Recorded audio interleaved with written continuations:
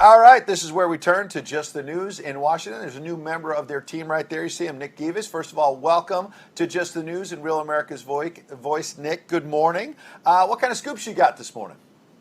So we got some interesting ones here at Just the News, Ed. First off, we're starting President Trump, or former President Trump, coming out swinging with the Truth Social video about the southern border, even going so far as to say that if he was reelected, he would institute the death penalty for certain human traffickers, certain drug offenses. He went on to lament that because of the border crisis, drugs are pouring in, meth, heroin. He kept hitting on fentanyl. It's a huge issue in the news. And he also said he would declare these organizations as terrorist organizations, cutting off their global funding. And he began to outline his plan, and it was even stronger than his initial immigration plan in 2016, which is a surprise because that's what led to his sort of meteoric rise and him winning the race. He really came out swinging. I mean, he said he was going to invoke the U.S. Navy. He was going to use the full might of the military, covert ops, and he left no stone unturned. He went right at them, and he said if he's elected, he's going to take them out.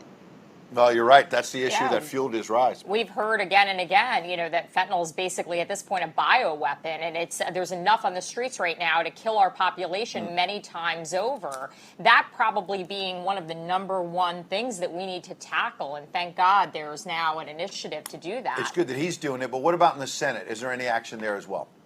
One of the most outspoken critics, or rather the people that covers fentanyl, Senator Rick Scott, his state has been overrun by such drugs, and people are dying. I mean, people used to overdose in the 90s and the hundreds. Now it's in the tens of thousands. He introduced an act last year called the End Fentanyl Act, and he's in line with President Trump. He believes this is poison. It's poisoning the American public. People are dying. And as you said, in some cases, it could be on purpose.